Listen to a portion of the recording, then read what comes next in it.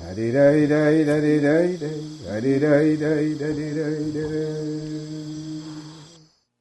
we're live. Live. Hello. Hello, hello, hello. Hi, Tom. Hey, Chris. Hi, Wally. Hey. Hi, Isaac. Hey, Hey. hey. Guess what episode this is? This is episode number 70 Yep. of the Wide Awake in Babylon podcast. And we don't know what we're going to talk about tonight, so we're just going to see where it goes. It's just like our schedule. We don't know that either. For real. I would like to make my political stance. Oh, really? Yes. Okay. This will be short and sweet. Politics is a giant cesspool where the biggest turds always float to the top. It's going to be that way. I think it's always been that way. Well, And, I can't think of one president since I've been alive who hasn't been somewhat of a, less than desirable character. Yeah. Not one. yeah. Right. So this one, yeah, I mean, he's probably a less than desirable character. We'll see what he does with income tax. If he eliminates that, that could boost his popularity quite a bit. That takes me to a thing that I was thinking about with all this. That because, the social media pages, at least the people I know, are crying their eyes out about everything that's happening. And there's some of it's not real, Right? right? And it's like, if you're going to be a political commentator, maybe you should really do some deep research yourself. That is not how it works. Not just listen to what someone else says and post their meme. I mean, It's just. But what's funny is, like the term brainwashing. Mm-hmm. Mm-hmm. I don't think it has much to do with them controlling exactly what you think. I think it has more to do with here's the narrative, think inside the narrative and make your whole life about that narrative. Make every conversation you have about this narrative that's happening. Right. Society. Right. The narrative society. Yeah. And it's like, it comes in real fast. Then it goes away real fast and there's something else. So you can't get deep into anything. Right. You know what I mean? There's no depth of inquiry into any of this stuff. It's the fast swiped society. Yeah. Swipe left, swipe right. It's for everything. That's how life is. Swipe here and do your, what do they call that? Your vitriol over here, your tears over there. Yeah. And then here's your the angry posturing over there. And what do they call that when you're virtue signaling? virtue signal.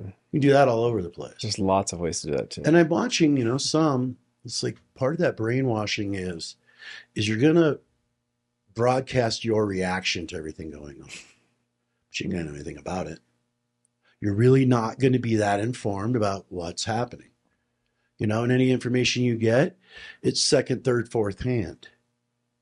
Right? And how are you to make sense out of any of that? I don't think that, the mind and all of its thoughts can really understand much of anything. Right? And especially externalize things. Because it's not you. You're not in it. You're not involved in that. You're involved in your immediate surroundings. Right? Pretty much that's where if you're actually involved in something. And I think that the more we just focus within ourselves, that we understand what that brainwashing is. They're trying to entice you into getting all flustered about something. But if you just step inside of yourself, you can check your own interpretations of things. Mm-hmm. Right? Because I find that, what really determines how someone's going to be in the world and how they're going to behave in it and how they're going to react to things in it. It's simply the way they interpret the world. How you interpret it is how you see it. For some, it's a terrifying place, and for others, it's a magical mystery tour. It's I mean, the myriad ways that people are, identifying in the world, interpreting the world, living in it. I mean, it's as varied as there are people. It's even more varied than that. I mean, all the living things doing it somewhat slightly differently. Like the three dogs. It's not just dog does dog. Each one of them has their own little thing they're doing. Mm-hmm. Each trio here, none of them look the same. None of them look alike. you know. And so with all that kind of myriad, you know, just the myriad expressions of life, and we kind of live in a society where we're supposed to narrow it all down to, you know, like just a narrow hallway, right? There's not homogenizing all of it, sterilizing all of it, taking the depth out of it, and it's the surface that matters. We just skip across it, you know, don't this and that, and this and that. You know, what we were talking about a week ago. Nope, no one's talking about it now. No, now that we're on to new things. Mm-hmm. We're on to the next little, you know, bait they tossed us to sit there and banter about. Mm-hmm. You know, and meanwhile, our real life is happening. Actually. Yeah, and it's like if you invest too much into what you see in the media, you miss what's really happening. And then when you get to that point where life kind of feels meaningless, yeah, because you haven't invested any attention in it. Mm-hmm. You think you're investing attention in it because you're paying attention to all of the antics going on in life, but to the actual life force, that stream of life force itself. I mean, that's what's renewed. That's what renews time. Mm-hmm. That's what renews a person. That's what slows them down. That's what makes them understand the simple life is the better one. The more simple you can make it, the better. Because it gives you more time to pay attention to what that stream of life force through you is. Mm-hmm. And once you can, you know, be able to be with that, life is completely different. You know, can you express that to anyone? Can you explain it to them? No, you would not be able to. Mm-hmm. Because, you know, there's, you know, universal truth, but then there's also personal truth. And that personal truth is your own ride, right? So when you hit those heights and you push beyond, you can't describe that to anybody. Because they're going to only put it in the context by which they interpret the world. You don't get to be a part of that interpretation. You know, it's like when someone interprets the way you are in a particular way. That's none of your business. It's just none of your business. Because now what are you going to do? Interpret their interpretation? I mean, holy God. You know, that's going to get a little heavy quick. You know, so how do you live just by the life force within? And the thoughts, you know, silence most of them. Most of them are unnecessary. If you really look at it, most of the thoughts that we have are kind of unnecessary. And they do impinge on action from time to time. Right? Mm-hmm. Mm-hmm. You sit there and overthink something and you could have been done with it already. You know? I'll spend weeks or months thinking about a thing that actually ends up taking 30 minutes, an hour, something like that, and then it's over. It's like, oh, God. Mm-hmm. Mm-hmm. So many hours thinking about the thing that actually took less time to do. Right. And, you know, when you really get down to it, because I've looked into this pretty deeply, when you interpret the world, it really determines that act really determines how you're going to experience all this. So is that perception? Well, yeah. Yeah. I mean, I think interpretation is kind of an act of perception happening. So, but you can choose your perception. That's the thing. It's not what is. It's the way you see the world. Mm-hmm. Mm-hmm. If you're the victim in it, then you're going to get a lot of things that validate that. Right. I've always found that for me, it's been useful to have access to many points of perception. Mm-hmm. You know, that way I can maybe see around a corner. You know what I'm saying? Before I take the turn, Mm-hmm. kind of thing. Kind of shows. It kind of, I don't know. It's like that intuition gets active. There's more points of perception. You understand what I mean? Mm-hmm. You know, to just not see it one way, your way, to be able to, you know, see that from different perspectives, different angles. You know, and sometimes when you find you really good people in your life, that's a good angle by which to look at things from too. Mm-hmm. You know, it can keep you sane.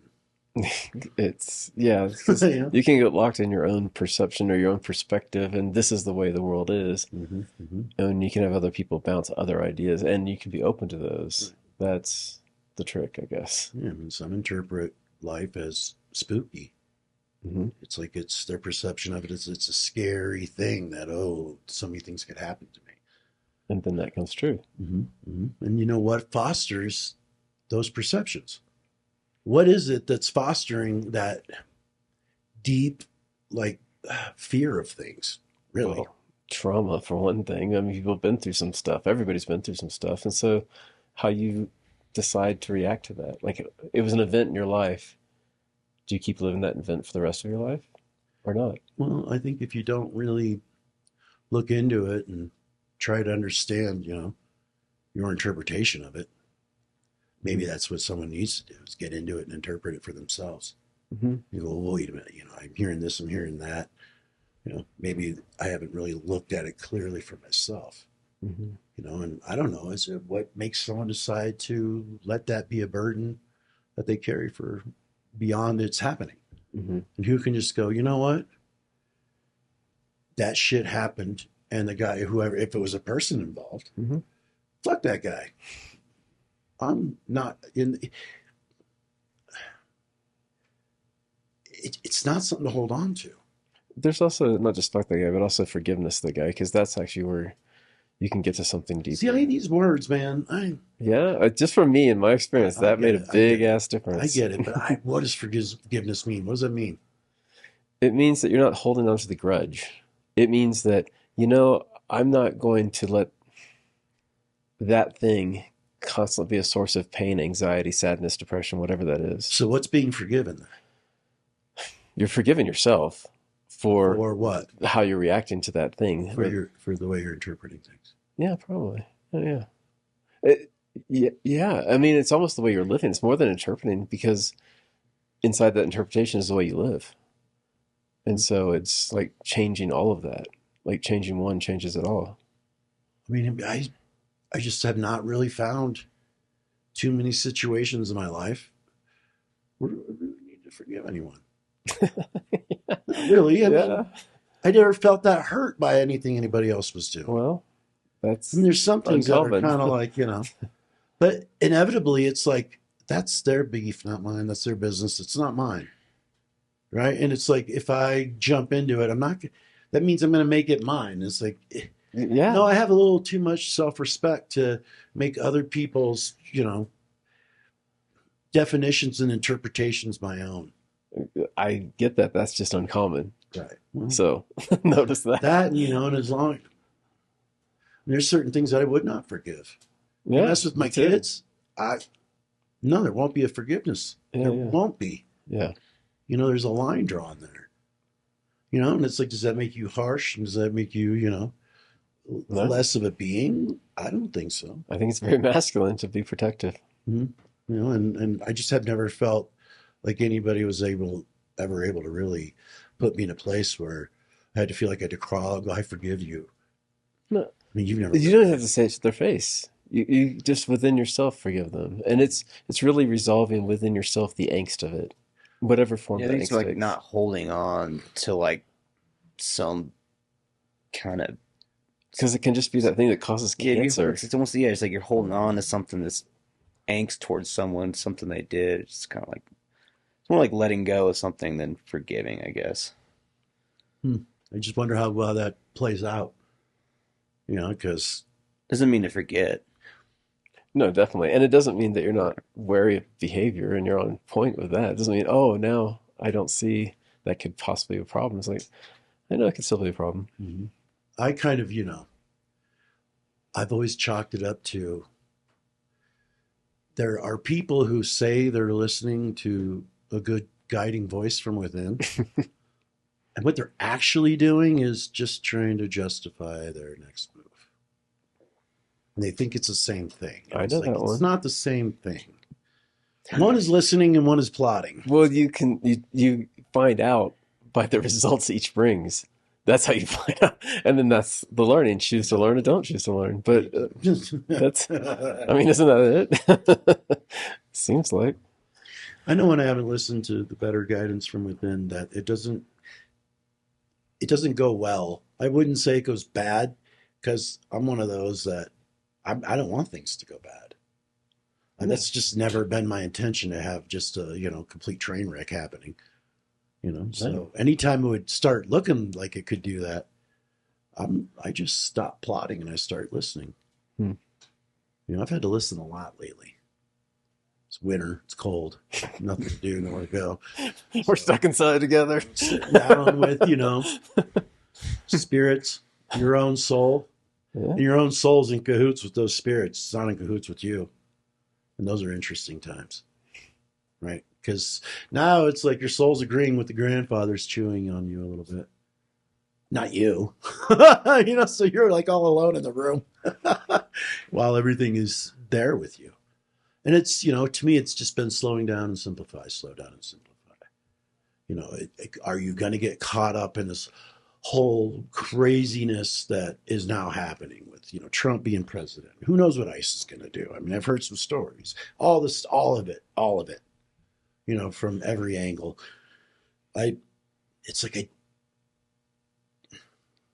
It's there, and it's what anywhere you go. I mean, I don't mean that, I mean that generally. That's all that's being talked about.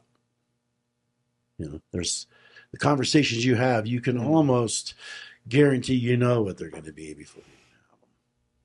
You know what they're going to be about, on the latest thing. And I spent like an hour with Chris Jenkins today, and we never, none of that ever came. We just had the really great conversation about life and stuff. And we're mountain folk. He's a mountain dude, and I was like, I'm just a suburban guy, man. I'm so glad to know you because you're saving my ass over and over again.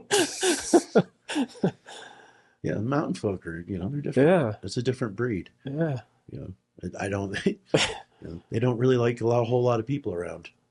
And it's just kind of cool. You live in a place where there's not too many people want to live here. It's rough, right? It's rough. You're deep in the woods. Yeah, that's how it should be. If you want to keep sanity, that's a good place to be.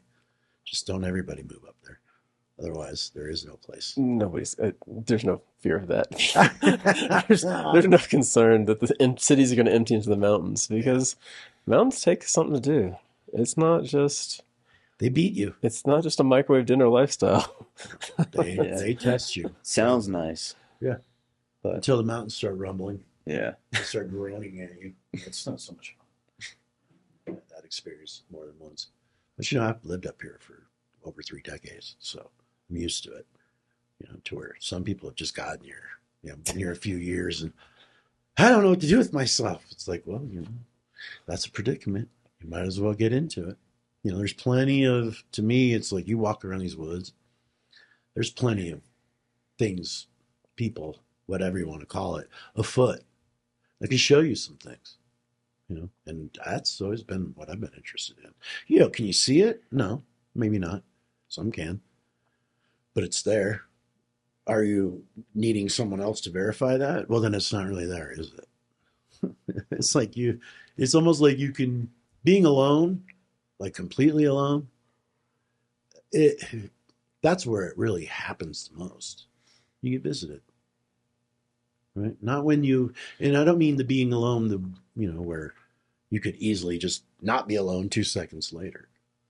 To like really be in a place where there's just nothing going on, right? On a hike in the woods, just go find a rock, sit down, and you'll find that, the brilliance of life is everywhere. The intelligence of life is everywhere. You can go ahead and try to, think it's only in humans. It's not. It's in the natural flow of things. It's in the wind. Natives used to say, when you're feeling, kind of, talk to the sun, right? When you're feeling blue, talk to the moon. They'll speak. It's like, wow, it's just a thing. It's like, yeah, that's the problem. Is the depth of life has not been fully grasped. Are we anywhere near that? No, hell no. If you're here to try to know, all I wish is good luck for you. Because you're not going to. And then no matter how much you know, what you don't know is going to be the bigger fucking space. Always. And trying to come to like some kind of judgment about things, anything, is kind of dumb. Because you're believing this whole moving thing is static, that it can be defined, held down. It's like, no. But, we do that with each other. That's where it really goes on. And we're all held down. We're holding ourselves down. And it gets really interesting when you can live in an environment where your world is kind of fed to you. And the way you're going to interpret it is going to be the way that they're selling you. It takes you out of it. What do you have to do with any of it? You know, when someone goes off about, you know, well, you don't, any kind of political thing. You know, oh, so you say something and they immediately go to the worst idea you could possibly be. And it's like, well, what's that? Do you really know enough about any topic that you could really be a good judge of anything? I mean, who even knows what's looking out of your eyeballs? Who knows what that is? Who's really knowledgeable about what that is? You know, nobody. But they're so sure of everything in the world. They're so sure of the way they're interpreting things is the right thing. And the way they're looking at people, that's who they are as people. And that's not true. I mean, more often than not, people aren't really meeting each other. They're meeting their idea of the person. And if they're not meeting their own idea of the person, they're meeting that person's idea of themselves. More often than not, it's impressions, right? It's interpretations. It's rarely, hey, here's my life force. Here I am. There's yours. Here you are. Let it mingle and just see what happens. Don't get in the way, right? The minute someone needs something out of that, you just opened up a can of worms, a predicament, a gesture, right? And we really got to understand in this life, if you want to go further in it and begin to feel things at a deeper level and start seeing, you know, a more expanded dimension of things, you're going to have to wipe away your interpretations. You have to allow those to be refreshed. Because, you know, the more you see, you know, the closer you get to something, you used to see it out of focus. What if you have a belief that what you saw out of focus is what it is? You think it'll get in focus as you get nearer to it? Right? So it's going to change.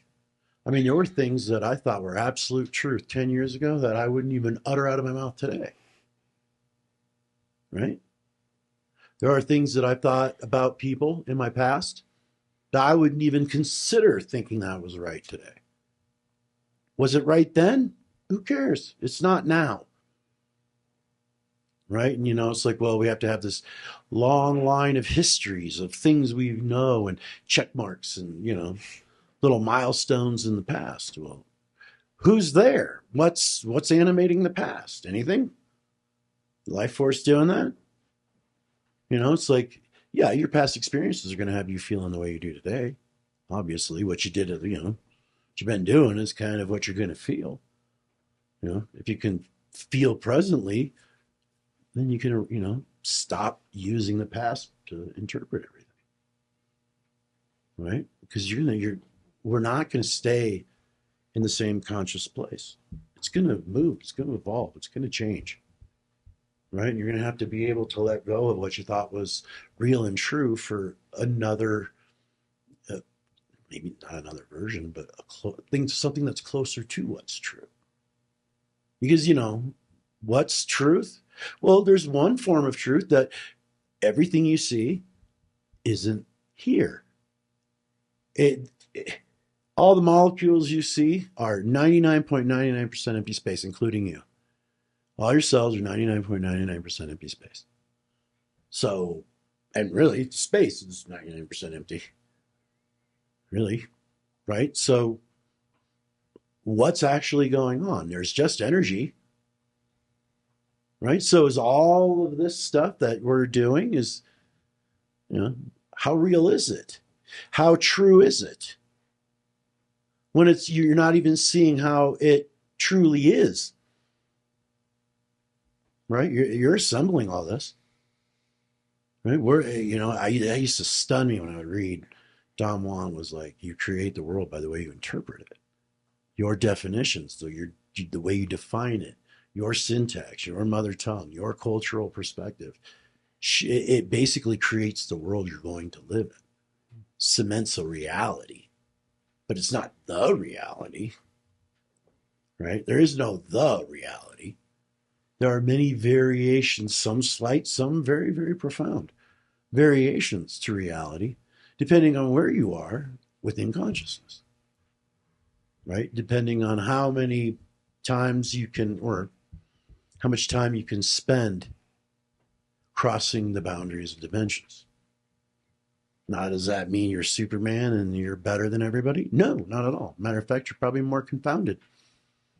Most likely. I mean, that's what it's done to me. You know, I'm a traveler of a lot of dimensions, and all it does is confound you. Because the values in one aren't the values in the other. So you're not reconciling shit. Right? You're choosing. There's no reconciliation with one dimension to the other. The laws are different. The rules are different. The acts are different. The inspiration is different. The intent is different. You know, you go into a dimension of just pure energy. You think you'd intend to go push paper at an insurance company? You think that would even be available? No. Well, what would its intent be? You don't get to know that. There's no reason for you to know that. Right? So all this knowledge people think they're acquiring are just interpretations. That's it. There's nothing more to it. It's an interpretation. Now, even doctors with their expert opinions. Yeah, opinions. Right? They're not lying. You know, it's not like this is the facts. Are none. Right? Facts are determined by your perception of the world. Right? If you're trying to interpret it and keep your interpretation crystal clear, you're going to ignore some facts while accepting others, aren't you? Right? So it's like, how are you making sense out of anything? And what is sense making anyway? Right? It's like, I'm finding it more and more that we're here to listen. And, you know, we thought we were over that and it's time for us to move. It's like, no, we should have sat and listened a little bit longer until war was cleaned out of us, right? Until racism was completely eradicated, until we understood that living in harmony was better than being at odds with each other and in competition for who gets the wheat. You know, and we bring in all this machinery, all these new things, all these products, and ways of, you know, dressing ourselves up and peacocking around town long before we were mature enough to handle it. You know, not to say that any of that's bad, but that takes a maturity level. You have to keep the soul intact while you're doing all this. You don't get to just run into some identity and pretend that's you. I mean, you can, but eventually that ends. You know, to me, I see, on my perception, I'm not saying this is the truth, just something I'm smelling. There's a lot of people that have made some decisions over their lives that they don't think there's any repercussions for, or that the decision they made in an instant or, you know, just on a day, that was going to remain true for the rest of their existence. And when there comes that moment where we're opened back up and we see what's what, there's going to be some people who are going to look at what they've done and they're not going to be able to handle that. There are people who made choices about their bodies that they're going to wish they didn't make 20 years from now. I mean, there's all kinds of it. And it's just, we're in this kind of circus mode. We're just running and get the tattoo. Don't even think about it. Just go do it. You know? It's so weird. It's like we're just participating in a circus and we're trying to hit all the booths. Right? See what prizes we can get. And it's an empty way of living, but it's what the world is choosing to do, by and large. And you see it. You were in Costa Rica last week. I was like, wow, you guys really want the Western world, don't you? Because you sure have it. Mm-hmm. You know, you go into San Jose, you're in Los Angeles. Might as well be San Jose, California. You know, ritzy houses on the hill and traffic everywhere and people just moving about. Yeah. More cologne smells and, oh my God, every Uber I got into, I thought I was going to throw up. They like cologne there, turns out. Lots of It's hot. And they also like air fresheners in the cars. Yeah. Clean and fresh. Nauseating. Probably 'cause it's so humid, they're just sweating and just stink all the time. I'm sure. Well, you know, that whole way of living, I mean, everybody's going for it. it seems to be that's the golden calf. For now. Right. I think just for now. I think it can change. Well, inevitably it's going to have to because Yeah. the Earth can't handle that load. Yeah, it's just, It just can't. it's a circus world that does a lot of destruction Mm-hmm. and death. Mm-hmm. Just for peacocking. It's like straight up For peacocking. something, for some, yeah, for some reason, there's a vibe of there's a lack. No matter how much you have, you don't have enough. It seems almost like there's an aspect of human beings that is an unevolved animal. Yeah, of You know, course. even if they're intelligent, even if they're smart, even Yeah. if they act right, there's still that element of an unevolved animal in there. What is that? I mean, we are apes. We're great apes. And if we want to deny that, that's pretty dumb. Yeah, I mean, we're animals. Yeah. Inevitably, you're in an animal body, Yeah. right? It's like, but we're human. It's like that dog has shown me more intelligent behavior than a human. You know, hell, my grandson. There's an intelligence in there I don't see in adults, Yeah. right? And what is part of intelligence? Intelligence is knowing what not to get your mind all wrapped up in.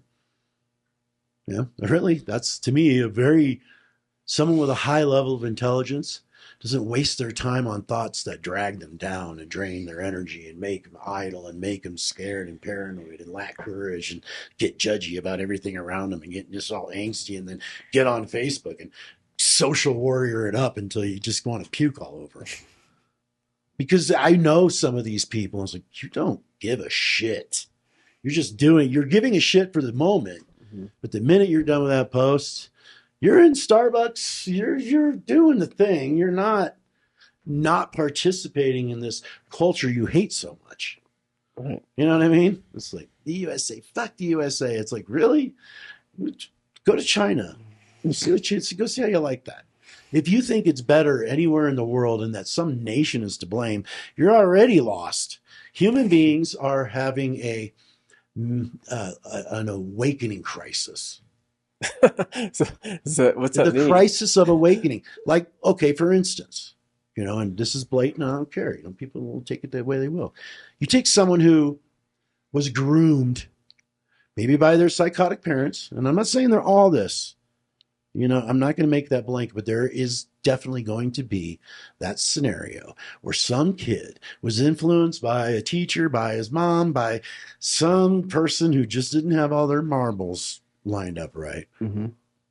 Convinced this boy that he was a girl, took him in, got everything removed that made him a boy, and when he turns 29 and falls in love with a woman, what the hell? Yeah. So, and then that awakening of, there's going to be some parents out there that are going to go, what the hell have I done?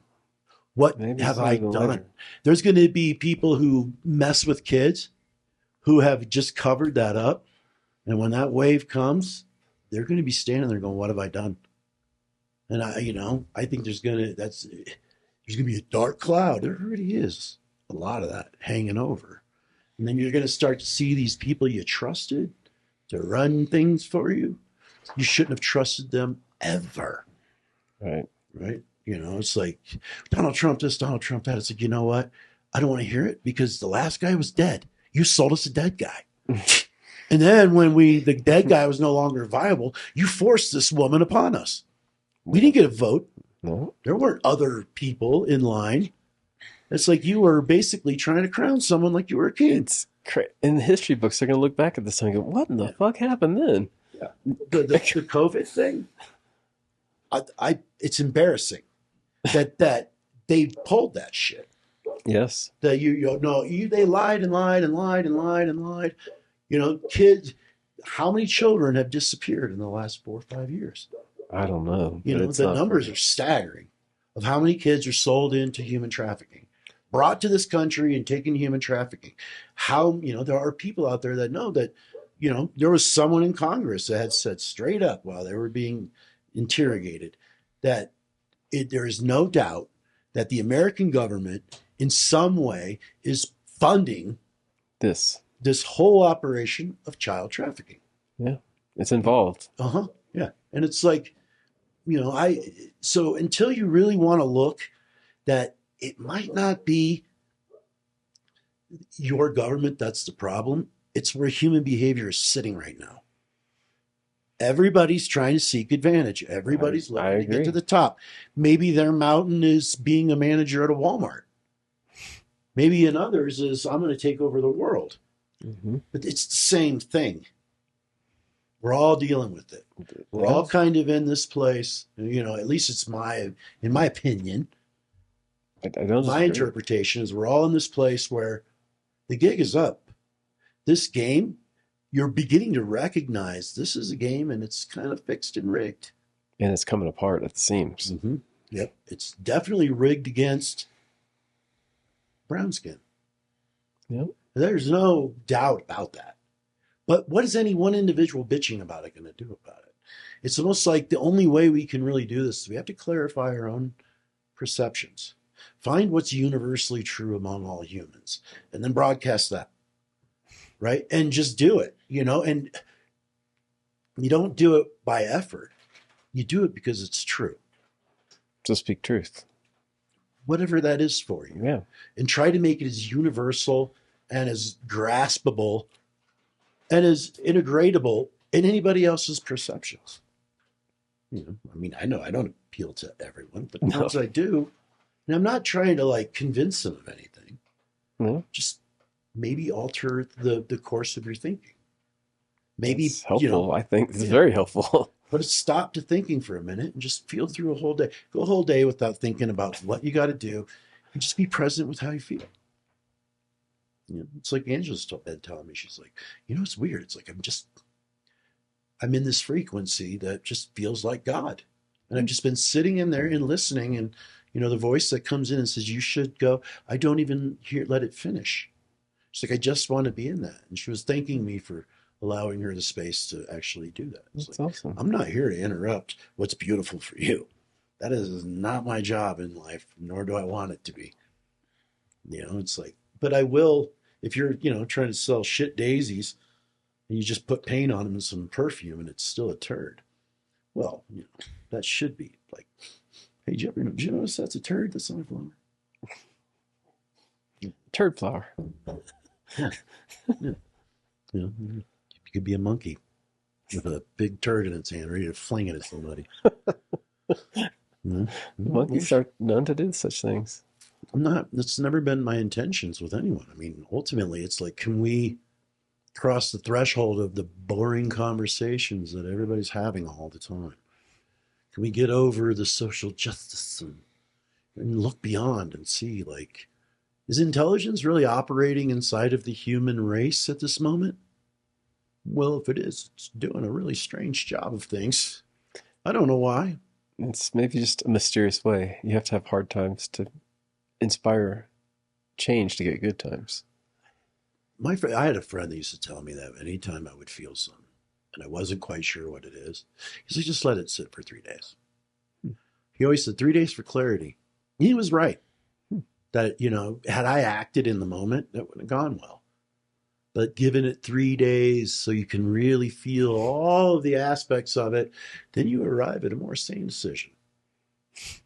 You have to shed all the self-importance is my process. It's like, oh shit. No, self-importance is the biggest obstacle to well-being there is. There is nothing bigger than that. Making what you think needs to be real important, that's the worst.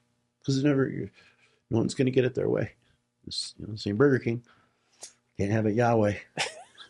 You know what I mean?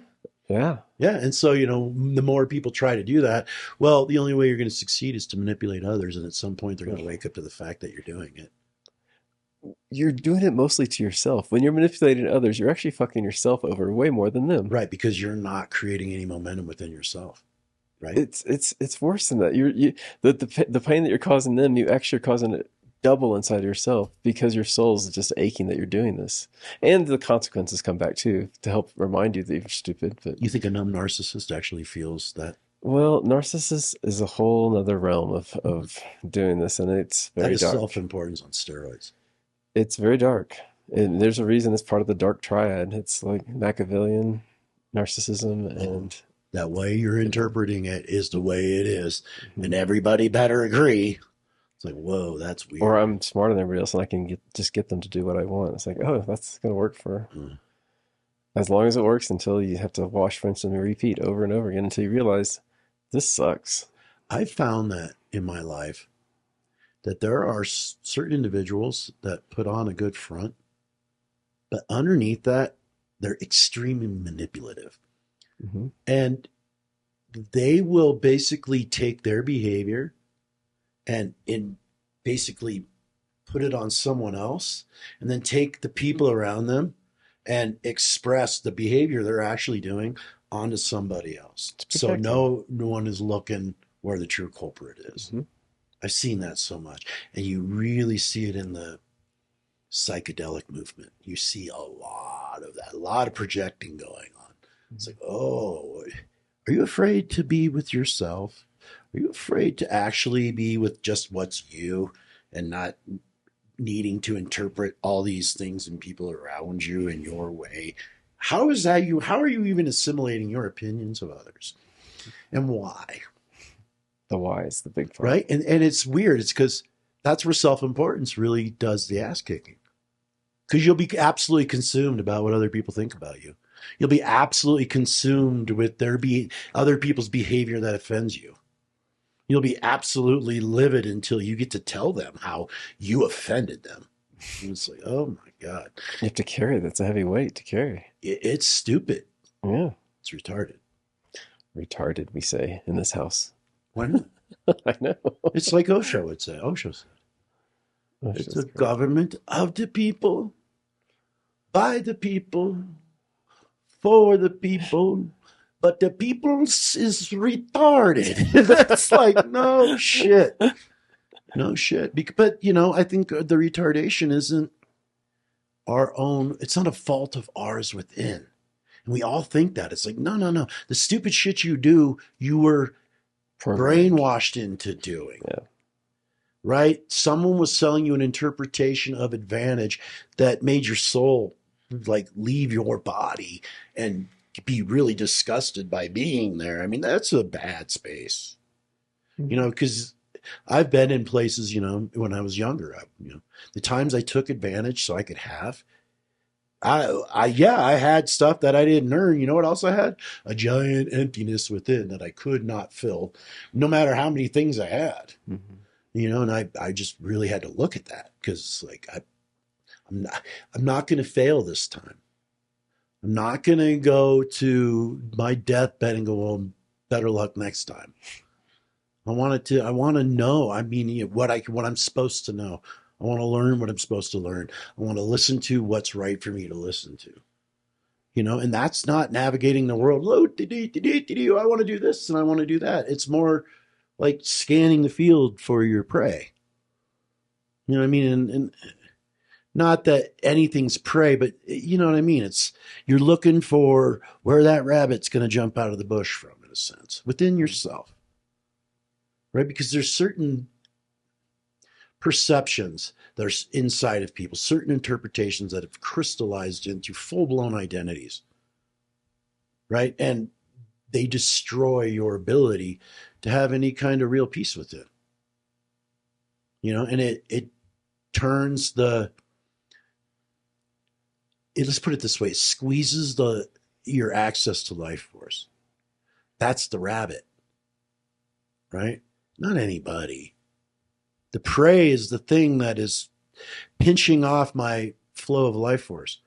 So it's not coming in as it should, right? It's pinching off my access to intelligence, making an intelligent decision, not just, playing craps with your life every day and playing roulette, spinning the wheel. Let's see where this goes.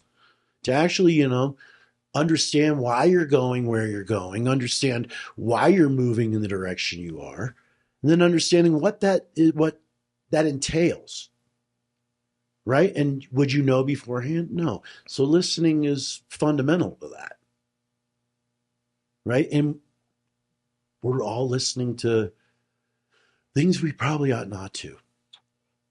Angela's like today, she's like, you ever think about timelines? I'm like, it's kind of science fiction-y, but because there's so much talk about it, and I'm not really sure I understand where anybody else is coming from it. I said, but to me, a timeline is the minute you make an interpretation, you've started a line through time. And you will have to basically go through the entirety of that interpretation, and that will be time. And if you interpret the world as a scary place that needs to be destroyed, you're definitely looking at it different than someone, say, who's here and goes, okay, I'm here to learn how to be a better being in the universe, obviously. And I don't know that much, so I should listen. There's going to be a completely different way of experiencing the world. Right? Some people are here to I just want to love, nothing more. So they run into, they do their thing. And we don't have to be about everything. You just got to be about what your soul tells you to be about. Right? Would I like to go out, and me as an individual human being on this planet, would I like to go out and get, an army of men and women, if they want, and give them guns and go hunt down every child trafficker and get every single kid back? Absolutely, I would. Life has not put that in front of me. So should I focus on that and neglect what life has put in front of me? I mean, maybe we're looking into situations that we're not a part of, and there's nothing looking after what we are a part of. And what you're going to get is chaos in your local community. Right? Because everybody's fixated on a problem outside of them. What about what they're supposed to be bringing to the table? No one's bringing anything then, right? It's all self-serving at a certain point. It's like, well, what is this self we're serving? What is it? It doesn't like us very much. I know that. I know this administrative system we live by. No matter who you vote for, it's the administrative side that really got you. It's like, I don't think it's your friend. I don't think society's your friend. I don't think it's friendly to people. I don't think it's friendly to anyone. Right? I think it's enticing. Very enticing, but it's not there to be nice to you. It's there to extract from you in the form of energy, physicality, life force, attention now. If America can't, we're kind of in a pickle. Because if we all decided, you know what, this social media and all this tech shit, we're done, because that's all we do. We're an information and attention economy, period. There's nothing we do outside of that really anymore. There's craftsmen still, there always will be. But for the larger part, no. It's production, consumption. What do you refer to? Consumers. Mm-hmm. That's what the whole system refers to you as, a consumer. Consumer spending is what? Wait a minute, what? That's a thing that we have to gauge, and everybody's like, you don't understand how important all that is. It's like, no, I understand you're very important to yourself. And life doesn't really interest you. Just all of the circus that can go on inside of it is where all your interest lies. Whether it be, doing this, whatever it is. There's infinite choices for infinite amusement parks to go to. Right? If you're into cars, there's a big one. You're into ecstatic dance, that's a big one. You're into this, you're into that. You're into yoga. Right? So you got all these, things you get to do. Mm-hmm. And we think that's what it's about. I was like, you're missing the point completely. It's about what's looking out of your eyeballs. It's about how you feel right now. Right? It's about how what your trajectory is from this point forward. You want to carry a bunch of crap along? Well, then your trajectory is the same. You want to let some of that go and shift your perceptions a little bit? You might alter it. Right? Maybe you could even alter it for the better. Right? I mean, the trajectory of the soul's fixed. That I know. Do I know it for you? No, but I know it. The trajectory of the soul is fixed. It always has been. It's not going any different direction than what it is, because it is perfection. It's the perfect path. It's the perfect trajectory. We're choosing not to have that. We're choosing other ones. We're wondering why we're getting so far away from ourselves. Why we might wake up 3 months from now and go, oh my God, what the fuck have I been doing? 3 months of not paying attention can be quite a hard burden when you wake up. You know, like trauma. Thought you were over it, but yet you still behave as if it's happening. That you wake up to that one day and you realize you might have destroyed a lot of relationships pretending you were being abused and you never were. That someone was being a certain way with you, they weren't. You were interpreting it that way. I mean, I knew this person who would come over, you know, beautiful person, never had any problems. But I know you see me as trash. It's like, what? Where are you even getting that from? It's thought never entered my head. No, I know you do. It's like, do you see yourself that way? Is that what we're doing here?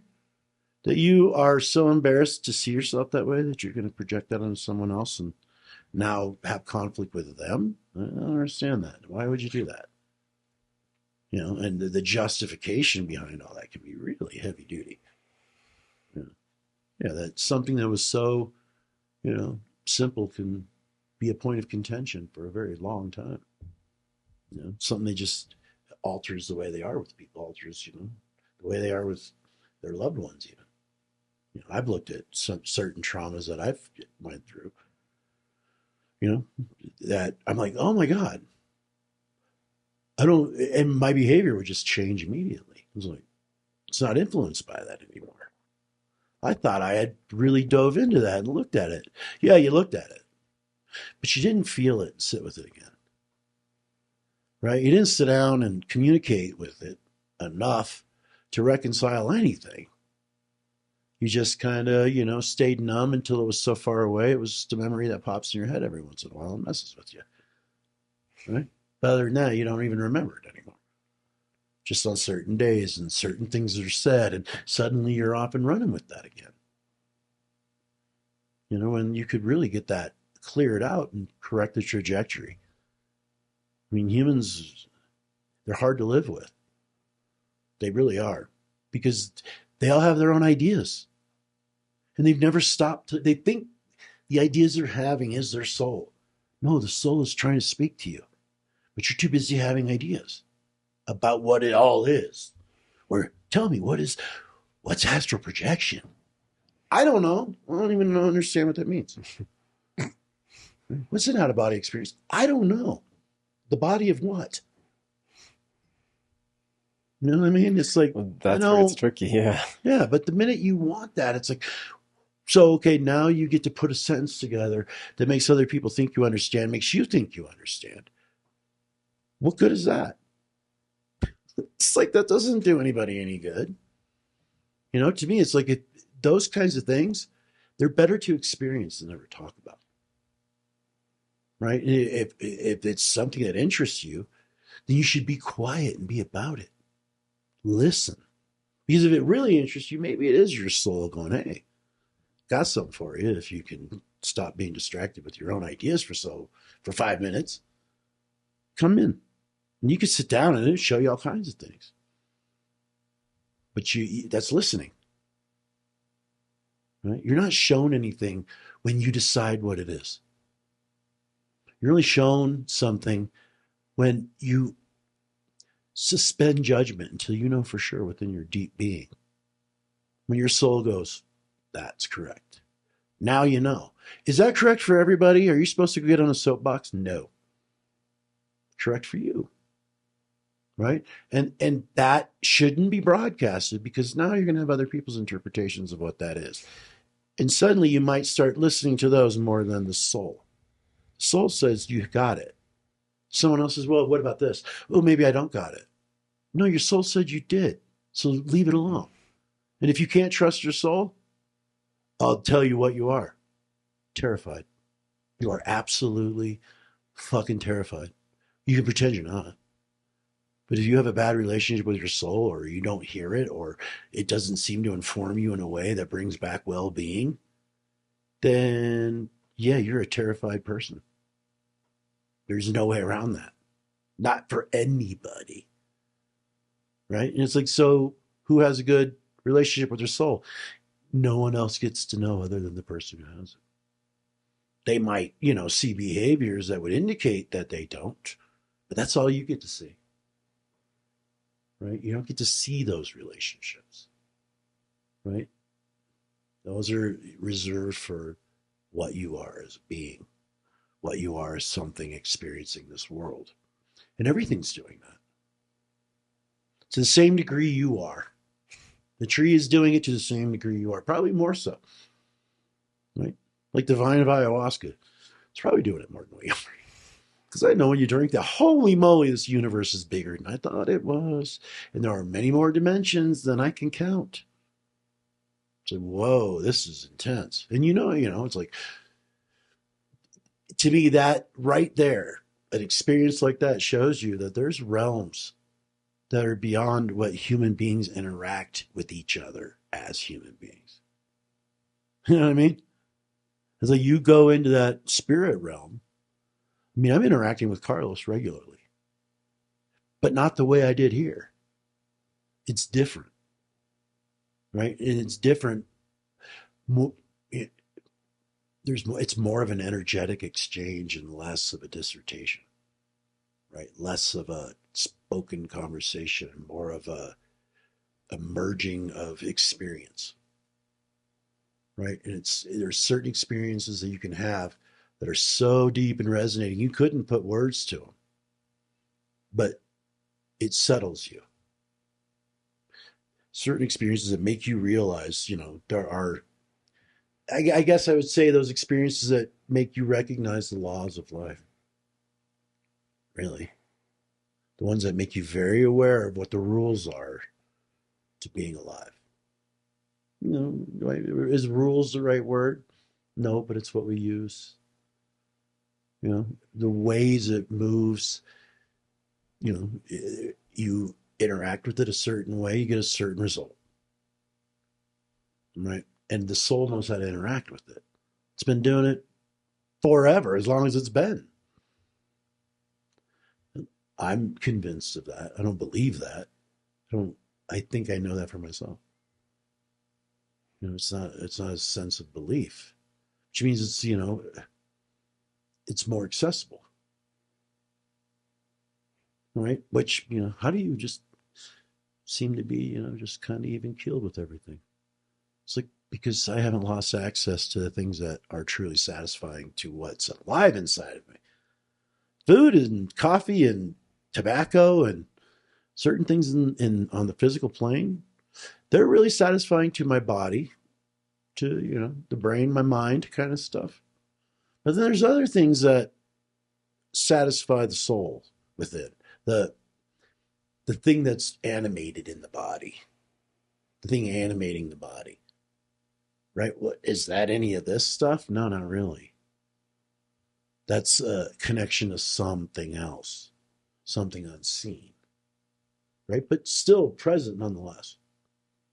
Just not seen by human eyes.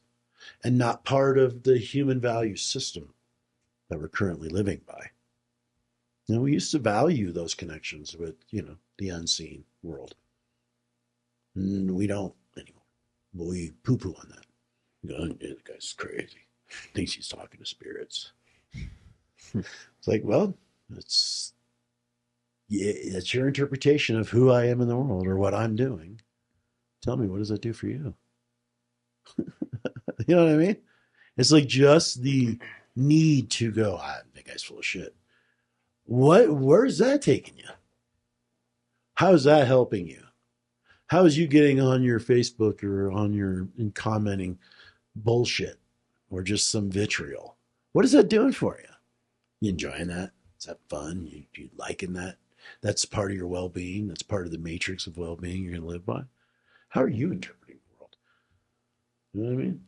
And it's just losing self-importance and losing the internal dialogue inevitably is losing your interpretation. It's very hard to be offended by anything when you're not interpreting anything. You're just there for it. And if the soul has nothing to say to you about it, there are certain things you're going to witness in the world that You're just a witness to it. There's nothing for you to do about it. You just had to see it for whatever reason. You're not supposed to go on and on about it. Just go, I wonder why I had to see that. Just curiosity alone, and you'll have a helper coming along. This is why I had to see it. Oh, shit. Oh, yeah, okay. It's usually beneficial. Anything that you can do to stop the choking off of your life force, go do that. Right? That'll be less thinking, less plotting. That you want a life better than what you're living? Ask. Ask the soul. The perfect life for a human being, as far as I'm concerned, is living according to the soul's trajectory. Doesn't mean you can't do what, you can't do you. That's all you're ever doing. You don't let it out of your sight. Better way of putting that is you don't let that identity out of the soul's sight. Don't hide from it. If you're doing something that's detrimental to your well-being, it will inform you of such things. And it'll put a damper on you. You're going to feel a little at odds. Don't fight it. It's trying to show you the fallacy of your interpretations. Because until you reach that place of freedom, which you can always access very bright dimensions, and if that won't keep a smile on your face from day to day, nothing will. That's the only thing that actually will. That's why children do. They make you smile. Why? Because they're not trapped in your dimension. They're showing you there's life outside of this prison cell I call myself. Right? Don Juan would say that nobody does anything to anybody. They do it to themselves. And that is not something people can grasp all that clearly and accurately, because they'll always bring in elements outside of their control and have an interpretation that has something to do with it. Right? It's a hard one, but it's actually true. No one does anything to anybody. Right?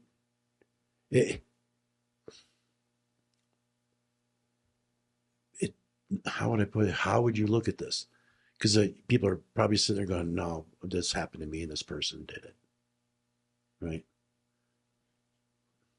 It's the way we interpret the world that puts us where we are. If we're going to look at the world as a scared little rabbit, you're going to find yourself in some very, very, very scary spots. I think the only time that wouldn't work out that way is children. And if you don't care about your children, you're going to go nuts. Right? When the children aren't mentioned, how do you think the kids are, watching all the adults doing all their bullshit? How is that affecting the kids? Watching the anger, watching the rage, watching the selfishness going on in the adults, watching the fights, watching the manipulation, the craziness. Yeah? It's like that. That's evil, straight up. The rest of it, it's hard to say. I mean, and it's one of those things where the human mind won't be able to touch it. It's justifying everything all the time. It's always looking for cause and effect, cause and effect, cause and effect, cause and effect. It's never recognizing a snafu in the energetic configuration that is creating whatever the way we're defining the world is.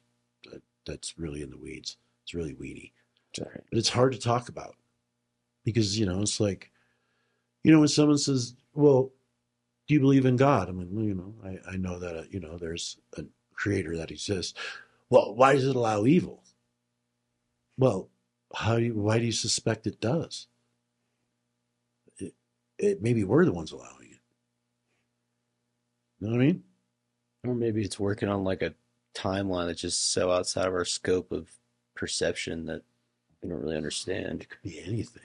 Yeah. But it's like, why would God allow so much evil? It's like he gave you free will. You're the one allowing evil. Just might be dealing with it Right. in such a long game that we can't really understand. Mm-hmm. You know, I mean, it's got all the time and it's got infinity to deal with it. You know, That's if it even has a person there thinking about anything. I don't think it does, but yeah. It's like, you know, when I'm always a little nervous when someone says, "What God wants." Wait a minute, how did you get to figure that one out? And who you talk to him? Where does he live? What does he look like? You know what I mean? It's like, the human mind is petty at best. It doesn't understand what any of that is. I mean, you know, you stare into infinity, it'll blow your damn mind. And you're not even really thinking about it. You're too busy absorbing it, listening to it, going, wow. And it feels so right. You don't even have a question in your mind. Right? It's like, maybe that's what the eating the apple was. You stopped trusting God and started trusting your own desires. That you didn't trust your soul because it was boring, but it was going to take you into infinite places of beauty and love. So you just turned away from it and started putting on Gucci shoes and, you know, putting on a lot of makeup and stepping out there and seeing if you could find a king or a guy dressed, putting on so much cologne and some slacks and looking for his queen. You know what I mean? It's like, oh, maybe that was the issue after all. You stopped trusting what your soul intended for you. So you created your own intentions. Right? Mm-hmm. And that'll be the darker aspect of life. Because it's so personal. It's so individuated. It's just you. Right? There's people out there that if they don't get it their way, they're a mess. And everybody's got to bend to their will. I don't know if that's a good idea. That doesn't sound like fun. Doesn't sound like anybody I'd want to be around. You got to bend yourself to their will. Maybe they should just, you know, own their own will. If you actually had free will and you were intelligent, you know what you'd do with it? You'd hand it back to your soul and go, you do that. Just let me know where to go until I understand what that is. You know, so again, we're not done suffering yet. I'm not. Are you? Nope. Until my soul goes, you're free. I'm not going to believe I am. Until I hear it. Until I feel it within. Completely. Then, you know, then I'll say, my work here is finished. You know, and then just love up on, you know, family and friends, and it's time to go. That sounds like a beautiful rest of my life. My soul's, you know, trajectory is be with your grandchildren, help your children, be with your friends, help your friends, understand what family is, do it right, be real in it, be honest, you know, be supportive and forthcoming. And, you know, when someone steps in shit, don't pretend you don't smell it. Go, what the fuck are you doing? Right? And just live out the rest of your life that way. Right? Eat good food, you know, go on vacations, go to the beach. Do something useful. Do something useful. You know, build something that is going to outlast you. And just do that. Instead of running around henny penny, the sky's falling. Trump's going to kill us all. Did you see what he's doing? Oh my God, the trans people, you better hide. He's coming for you. So is he? Who knows? I mean, I don't know enough of him to know if he's coming after. Maybe I should call some of them. Are there agents posted outside your door and take you out? It gets, I guess, you know, this is my post that I'm tired of it. I don't understand how everybody's not tired of their own vitriol. It's like, aren't you tired of this? Don't you just want to shut up and listen to your own soul for a while and get out of this masturbation you got going on in your brain with all the thoughts and what Trump's doing? And, you know, there are two genders, but there's actually this and there's that and there's this and there's that. Okay. Man has, woman has, that makes a baby. Can we just keep it simple? I think that's the thing. They don't want to listen to their own soul because they're not going to like what's going to say. I don't think it's like that's not important. The way you experience life is important. The way you fixate is not important. Stop fixating. I've always said, well, if you're born in the wrong body, you're only going to have it for like 70 years. Maybe next time, buy the more expensive ticket and you could be exactly what you want to be.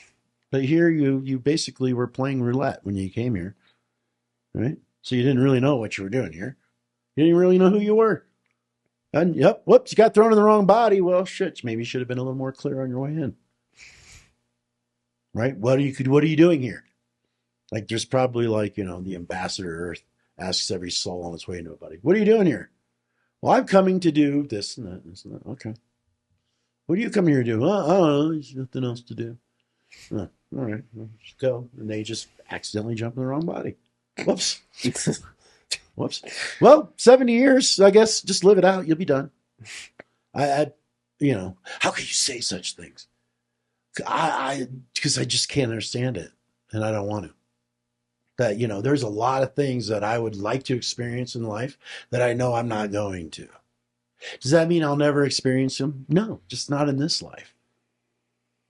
Right? It's like, hey, I wanted to be more handsome. Well, that didn't happen, so that's fine. I'm not going to go get a bunch of fucking face surgery to make myself more handsome. I'm going to go, better luck next time. Carlos always told me, he's like, the one thing I regret about coming to Earth is I was given a small Peter. I'm like, really? He's like, yeah, if I come back, I want a bigger one. But, he had a sense of humor too. Yeah. But, he was nailing it home that, things aren't the way you want them. They're not the way you don't want them either. Right? But you're interpreting it to have it be everything you don't want it to be. And if you can't handle the repercussions of your own behavior and feel a little like at odds with yourself without going nuts, then, you got work to do. I always appreciated the more, because I am a man, I always appreciated the old school elders. You didn't talk about your fucking problems. You weren't hugging each other. And, it's going to be okay, brother. Let it go. They would just look at you like, it's a heavy shit you're carrying. It looks heavy. That's it. You weren't going to go, so tell me, this is a safe space for you. If you can really be you here, tell me what's your problem. No, they were not doing that. You handled it on your own because they trusted that you have soul in you like they did in them. And you're just being dumb. Listen to it. I don't like the way I feel. Then it might have something to do with what you're doing, huh? You know what I mean? Listen to your soul, idiot. Oh, you're being mean. It's like, oh my God, who's that? That's not your soul. Your soul's like, with me going, God, this dude's fucking pathetic, but won't let it go. But you handle your own business. Like you said the other day, I'm just tired of, talking about my problems. I'm like, he's halfway, he's 3/4 of the way to solving them. People who talk about their problems all the time, they're not going to solve them, right? They're looking for the fix, the momentary fix, and they're going to pretend that this is the one. Yeah, for now. But that fix will not do what it used to do. And you'll have to move on to a different fix. Now, won't you? But people who just go on and on about their problems, they're not solved. They don't want to solve them. Matter of fact, they're getting attention because they have them. What the fuck? I let them go and I'm not getting any attention. Right? So you got to create more problems just to have people pay attention to you. People live this way. Don't think they don't. There's plenty of them living that way. You see them and it's like, this is kind of weird. This looks insane. This might be one giant reform school. I think so. I think we're in one giant reform school, and everybody needs reformation in life. The Great Reformation. Reforming. Yeah, remembering, which means taking the better aspects of who you are as a being and putting them back in you and get rid of all this identity. It's enough. All this butthurtness, all this offense, all this needing to be defensive or offensive. Why? It's all it does is steal your beauty, right? Ugh. It makes you feel that way, right? You're just like, no, this and that, just everything's loathsome. How does that feel? And it's like, is it really that complicated? Or are you just that addicted to your own ideas? Right? And it's, if your ideas are defining you, then you're just an interpretation. You're not actually alive. Right? You're just a representation of something alive, but you're not actually alive yourself. And people go, I'm pretty sure I'm alive. Yeah, I'm pretty sure you're not. Not fully. Being with life, that's alive. Just being in existence and going to the mall, I don't know. That's not really living. Right? I mean, I think there's the evolutionary process that gets ignored. And I think all the momentum that human beings have for it is getting sidetracked into some bullshit. There's some asshole at some desk, at some administrative place, is barking. It's like, man, you don't know any more than anyone else. Yeah, you want to really see a shit show? Go watch the JFK hearing for his confirmation. Go listen to Elizabeth Warren act like a fucking bitch. Just a bitch. It's like, what are you doing? And you start to see these people are no smarter than. Matter of fact, a lot of them are dumb. And they're just mean. And they've got like a really shallow understanding of what they're in charge of. And it's spooky. That's when it gets spooky. That's why no one watches C-SPAN. That's horrifying. Really, the scariest thing I've ever seen on TV is C-SPAN. Is it still around? I don't even know. They have to show it to you. Okay. There has to be a broadcasting of everything that goes on in the Senate hearings. You want to watch something spooky, watch that, and you realize these people are making decisions for you. And it is, what the hell who is this person? Because they just seem insane. It seemed like they have lost touch with, how people live. The common man. Carlos was right. He always said, Cristobal, I admire the common man. I don't want to know famous people. I like common people, everyday people. He's right. They're the best. Right? Like Chris that comes up, allows, and just everyday people. You're not doing big things together, creating this great space for everyone to come so we can heal the world. Yay! It's like, fuck off. That's enough of that shit. Be real with your neighbors. Right? Be compassionate. Be understanding. Right? Allow yourself to wipe away your interpretations of who they are. Just let them be themselves. You might find your neighbors are actually pretty decent people. And you're going to get to know them eventually pretty soon anyway, because that's all you're going to have. You keep it up, we keep it up, then your community is your neighbor. And the people you're going to rely on and know and talk to and bounce things off of is going to be the person who lives next door to you. Not your friend halfway around the world who agrees with the same social justice bullshit you do. This is not the way. I mean, this is going to create the way that we're all going to, that, what seems to be happening, that society's going about this is disastrous. This is disastrous. And I only pay attention to see when the shit's going to hit the fan. So I can duck. Not run, just duck and not get so much on me. Right? And I feel that way. I feel like there's too many immature brats with a bullhorn. And it's just, I might be one of them. I might be the immature brat with this little bullhorn. But, I'm not trying to infect people's lives. I'm not trying to decide who gets to stay and who leaves, and how much you get and how much you don't get, and how much you should be excommunicated from society because you don't think the way we do. That is just going to lead to the destruction of all things that, are kind of valuable to human beings. They won't trust each other anymore. They'll be suspicious of each other. Everything will be political. That if you don't agree with their viewpoint, then you're bad. I mean, we've already got enough of that going. We did. Both sides. I'm not. There's more than but two sides. Yeah. But the two that are making the most noise, let's just get rid of both of them. What side are you on? I'm like, I didn't realize that there were sides to this. Just looks like infinite space. Where's the sides of it? Right? There's just an infinite a possibility to learn things that you didn't know before. Where's the sides? They're the Yeah. walls we put up, aren't they? That's the walls. The I walls mean, create the corners. To and create we the have to sides. kind of get real and realize that there are certain people in this world that will remain unnamed. They're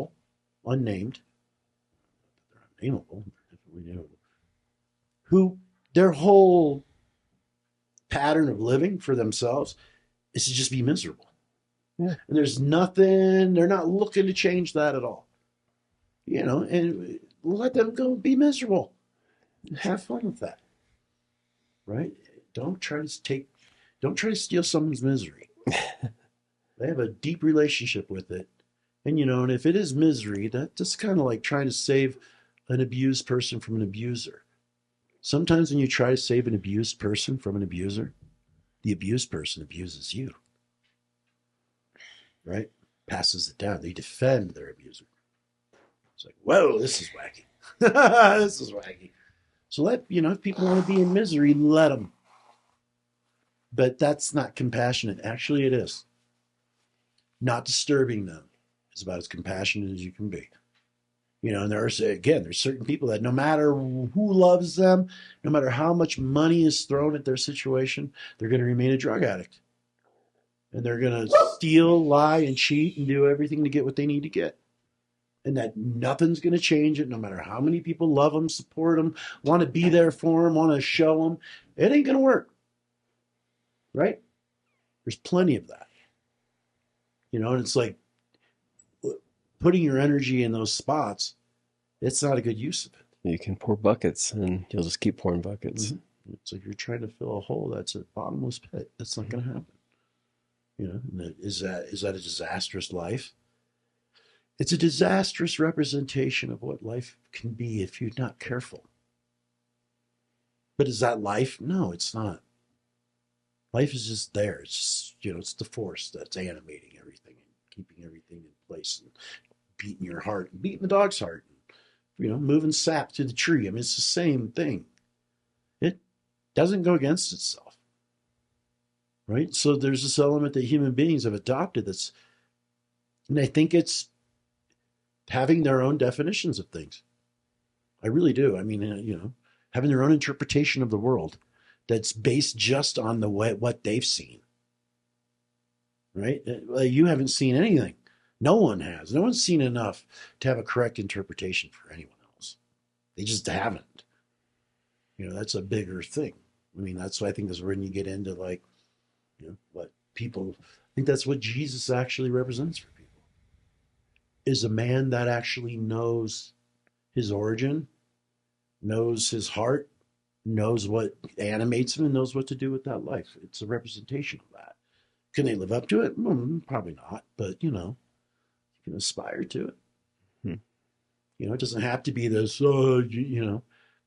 this thing to be ridiculed, and it doesn't have to be this thing to be, obsessive about either. Right? It's just, there is a better version of us within. I don't think anyone can argue with that. That there is a version of you in there that probably would be doing it better than you are. Right? And is it a version of you, or is it just less of you in it? You know what I mean? Less identity, less identifying with the soul, and more listening to it. Because to identify the soul, you are making definitions. You are interpreting. And as long as you're interpreting, based on what? What knowledge and information and experience are you doing any of your interpretations basing anything on?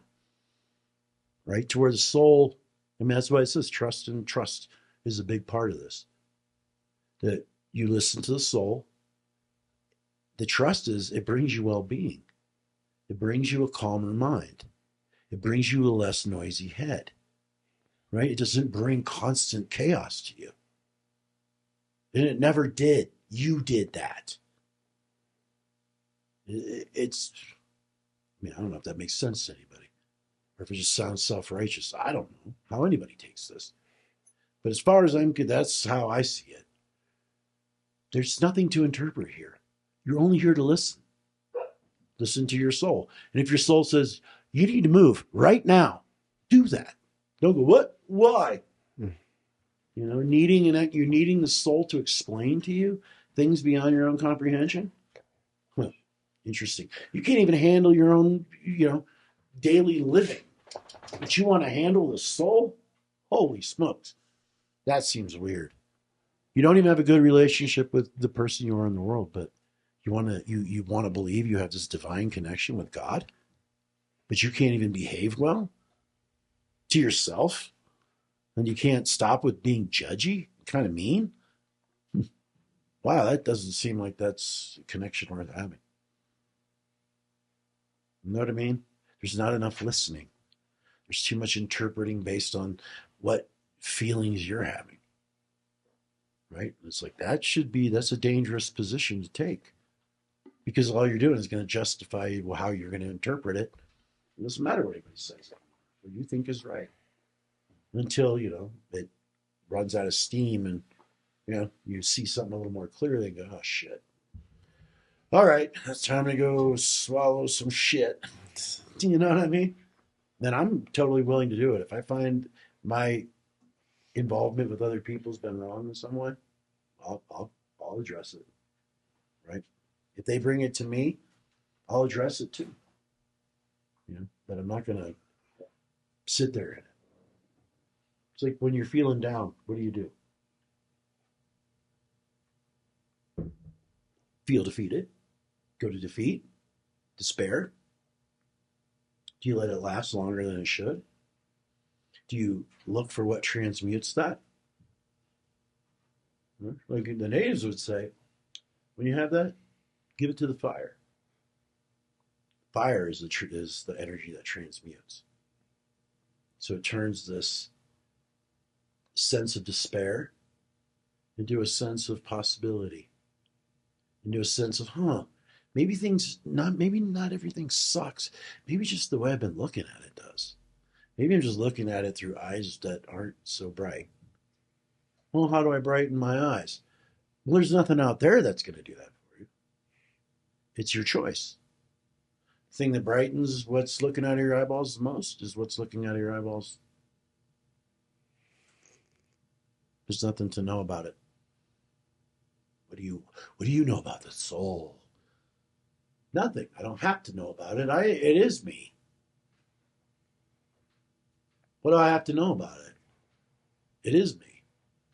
What do I know about the way my hand grabs this glass? Is that it? You know what I mean? It's like it's as stupid of an idea as that. You are a soul. Now listen to it. Right? Don't listen to the vitriol in your head. Don't listen to the conflicts. Right? Am I making sense? Yeah. This isn't stupid conversation. Because it's important. If you're really wanting to feel well-being and presence and have intelligence and have some dignity about you, no matter where you're at or what you're facing or what anyone's doing in front of you or to you or about you, you're going to have to get to this. You have to be honest within yourself as to what it is you're using to interpret the world around you. Is it love? Is it really love? Or is it fear? Right? Is it the feeling of entitlement? That you're entitled to feel good? I mean, what are you operating from? Is it the soul that is your source of fuel for all this? Or is it the soul transformed into ideas and then you go live those? Why can't you just live it directly? Right? Why so much thinking before you decide to follow the soul into infinity? I mean, as long as you're in its trajectory, you get to see where it's going. You won't understand it, but you get to see. And if you try to understand it, you're doing the soul's work, dumbass, which means you're interpreting and not listening. Right? We all think we're doing the soul's work. No. The soul's work is to get you to behave right. Your work is to learn how to behave right according to what is animating you. It's the same thing animating all of us, but it's individuated. That whatever your configuration is not like anyone else's. Just like the trees, not anyone is the same as the other, right? For them, it's more of a physical thing, right? Because they don't have ego identities. For us, it's more of an ethereal. It's more of a amorphous thing, more abstract. Right? But each person has to listen to what's inside of them. And if you want to listen to what's inside of you, you might clean it out first. So you're not listening to something inside of you instead of the soul itself, right? And it's like, oh, my gut's talking. That might be a parasite, right? That might be a parasite talking. You don't know, right? And the work really is deciphering, because there's one thing you can do for sure. You can differentiate when it is your soul that's talking and you're listening to, or your own ideas you're listening to. You could, or some entity's ideas you're listening to. That can be really, really, you can understand the difference. It takes a while. It takes a lot of experiencing both sides and not shutting down when it's the wrong one. Staying with it and seeing that, oh, don't listen to that voice because it takes you to this dark place. Listen to the soul because its trajectory, although it moves through the dark place, it doesn't find itself there. It's just moving through it. It's not me. Right? So it doesn't get heavy like the identity and personality can get real heavy. Right? The soul is not a heavy thing. Right? It's not interpreting anything. It's in the interpretations. The minute you believe them, that's going to be a heavy fucking feeling because it's not true. To the universe at large, you have made not one contribution of a truth doing that. You know what I mean? Yeah. Yet? Yeah. What else do you want to talk about? Anybody? Huh? You want to talk about allies? Do you know what an ally is? Let's put it this way. An ally is not something you ever depend on.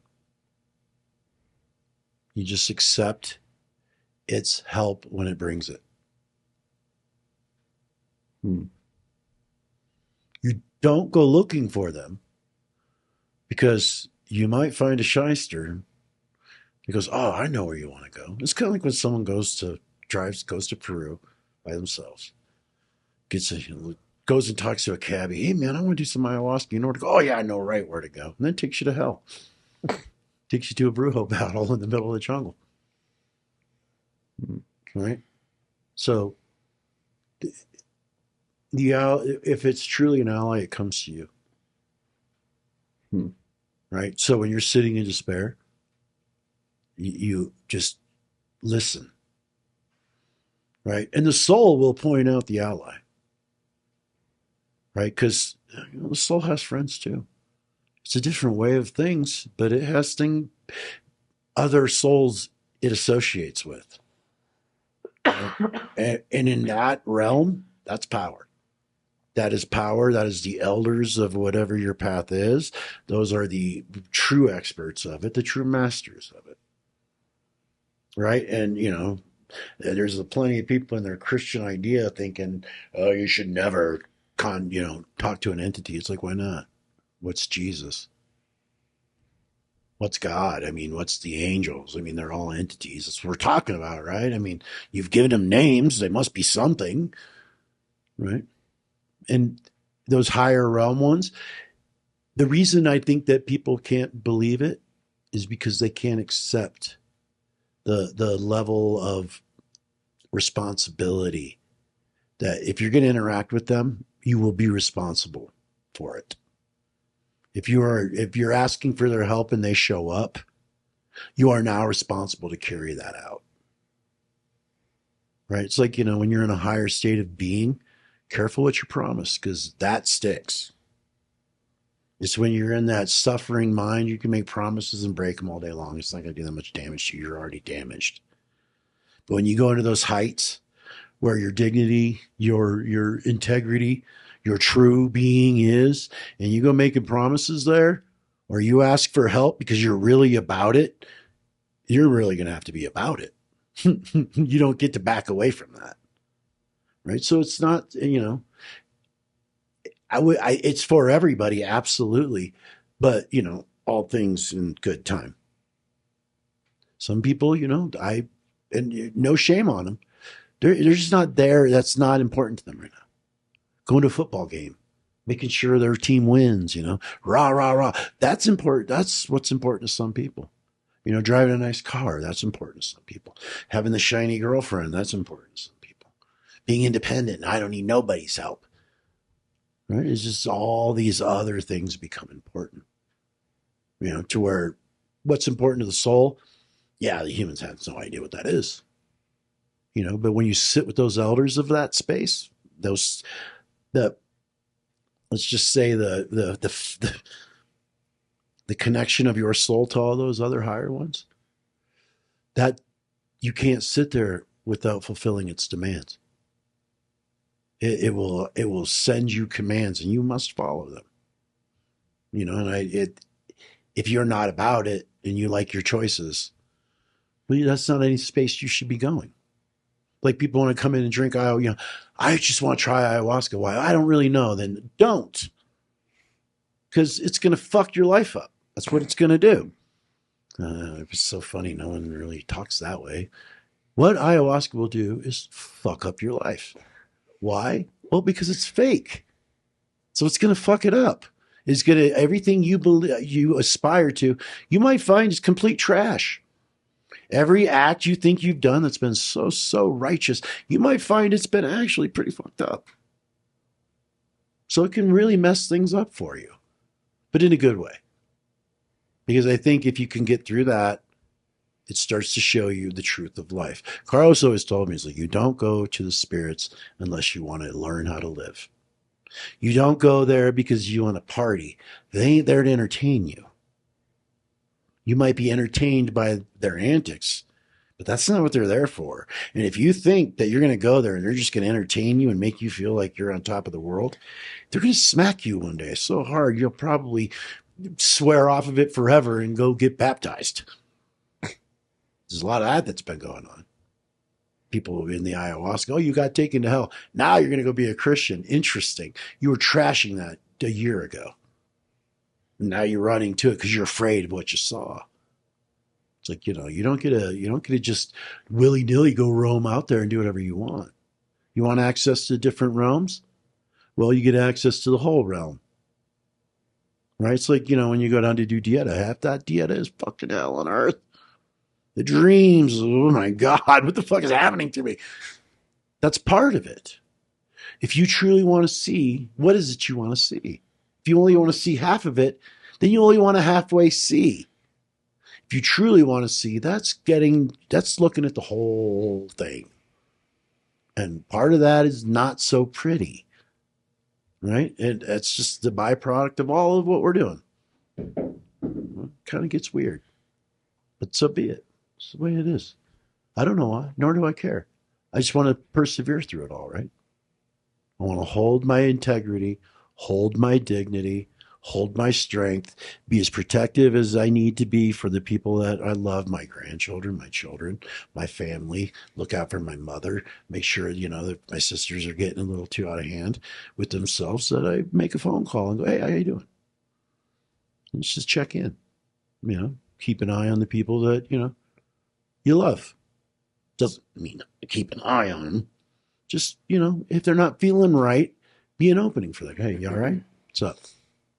And don't give them advice. Don't do that. Just listen to them and give universal, what you found, the universal truth you can access, just give them that. Not advice. Don't tell them what to do. They're not going to do it anyway. Right? They're going to do exactly what they're going to do. You don't get to decide that. So just keep it free and easy. And really just take care of yourself. Right? You want to take care of the world. You want to heal the world. The world is you. It's inside of you. So heal that. You'll be fine. I'm not too freaked out about any of this. So everything that's going on, people are Eddie Penny, the sky's falling. No, I don't think so. I think that it's getting dark and light at the same time. I think there's mowing going on for sure. There's some pruning going on, and some things that aren't so good. Yeah, that's always been going on. But we're right alongside everything else. There's never been a time in human history where people weren't fucking treated badly. Name one. Name one society who didn't end up having the authoritative, thing, treating everybody else like shit. Name one. One. If you go back to more tribal times, in smaller communities, things were better. The larger it all gets, the more centralized it gets, the more authoritarian it gets. Oh, that's So, true. I mean, Well, it's the more bad actors get to hide in the anonymity of it all. right. To where a smaller village, you got a bad actor, well, everyone's going, what the fuck are you doing? That's why you can do anything you want in New York City, Right. and it's harder in a little town in Ohio. Right. That's why I think the cities, it's too anonymous. Mm-hmm. You can be a dick over here and go over there and do all kinds of nefarious shit and then go home to your wife and pretend that you're just this shiny guy. That's why some of those videos are funny when the pedo catchers go knocking on the door. The wife answers, who are you? Well, we need to talk to your husband. Oh, brings him out. You can stay. We need to talk to you in front of your husband. You know what your husband's been up to? You know what? Here's what he's been texting a 13-year-old girl. And you just watch it all fall apart. It's like, holy shit. That's in the feeds now. Oh, did you watch anything? Assassinations, fucking bombs going off, all kinds of stuff. But those are kind of interesting. I don't watch those. I don't watch it. I mean, it just comes across once in a while. I have, to me, it's like the best discipline you can have is your screen time. You got to really trim that shit down. It's true for A all few of us, minutes I think. while you're drinking coffee for a little entertainment, but it's little bits. Don't take it seriously because it's like watching a scene in a movie and going, oh my God, and making your whole life about it. It's not real. I think half that shit is acted out. I think it's staged. Like There's- guys breaking up with their girlfriends or catching them cheating and all this shit Yeah, that there's a goes lot on of there. that. I think a lot of that is staged. They're acting that out because they're getting paid. Why wouldn't so you? I don't care. I don't want to participate. I don't know. It's just a movie. Yeah. And the popcorn's getting soggy. All right. I'm calling it. That's Okay. it. We're done. Do you got anything to say? I'm good. You don't have anything to say? I'm good. We're not going to prolong. What do you have to this. say for yourself, Isaac?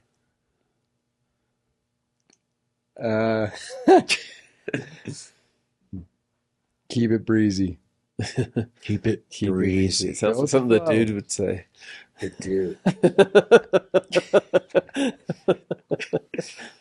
Good to yourselves. Don't take things so seriously. And the dude abides. Hang out with your soul. That's called bliss. That's real bliss. It's bliss you don't have to pay for. You just have to pay attention. Yeah. So, bye. Have a good night. Lindos espíritu y luna, de los bosques hallaremos. Para llama, llama irune. Cuidaremos cuerpo luna. Amiga y niruna y lindos espíritu y luna, de los bosques hallaremos. Para llama, llama irune. Anay, nanay, nanay, nay, nay. Da, di, di, da, da, da. Nay na nay na nay nay nay. Da da da da da da da da da da da da da da.